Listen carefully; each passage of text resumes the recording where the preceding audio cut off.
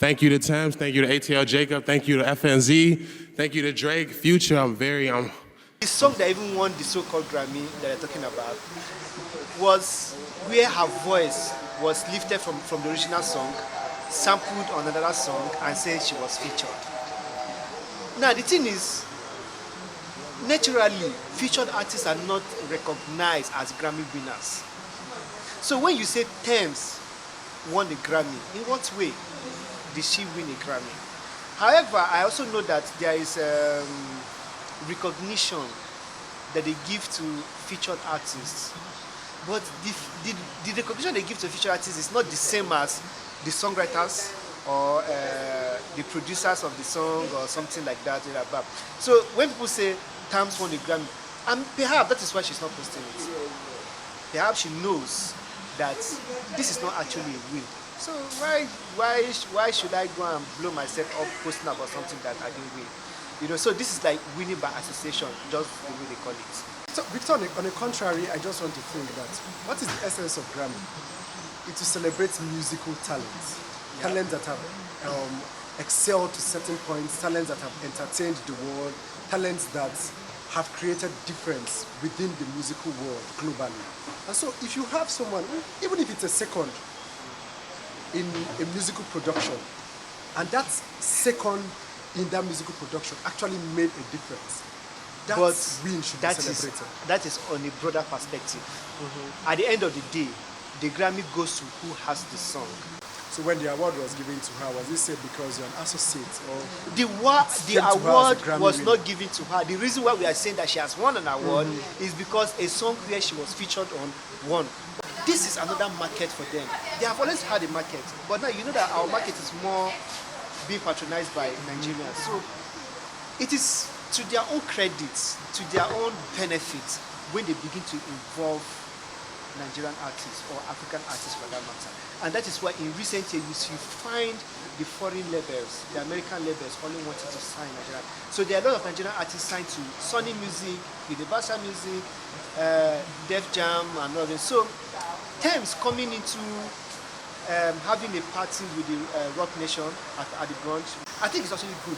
It's good for her because her talent is so huge that it can actually go very far. And her music is relatable. And I think that one thing that was also a breakthrough for her was the fact that Future used her vocals or sampled her song on The Wait For You, on his own song, featured Drake on it, and went 3 times platinum in America. And for a song to go platinum in America, it means that song is actually big, and it's no surprise that the song actually won a Grammy.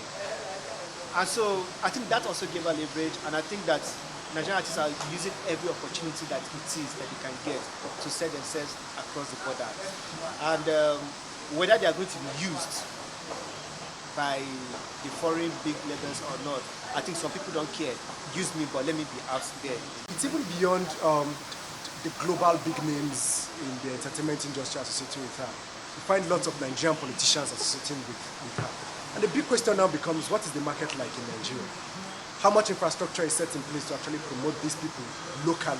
How much infrastructure is set in place to actually protect their copyright, to protect them from piracy, and to ensure that they make big dividends from the talents they are selling out? And so, politicians are not seeing that these are things that young people are passionate about. And so, not that they actually care, but it's like, I mean, if I demonstrate or if I show that I care about this, maybe young people think that I am savvy about issues that actually concern young people and all of those things. And like you rightly asked, what are the investments? If you find at home that your talent is not protected, your interest is not protected, there's every tendency that you are bound to build this networking to extent where your interest and then your talents will be protected.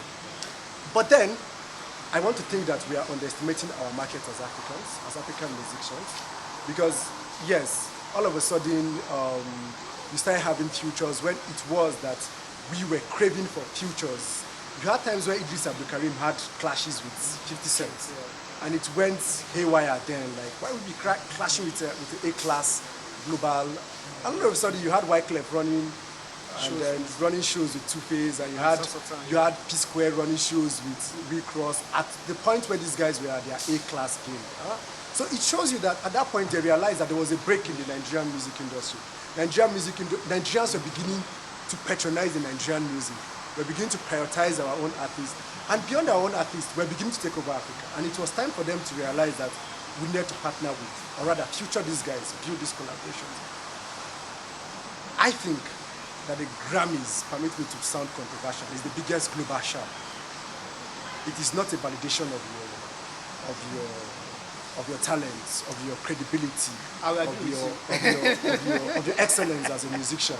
It is just a global sham to continue to re-emphasize what perhaps these global music or entertainment firms will continue to use to emphasize their dominance. For instance, what is Sony Music without Grammys?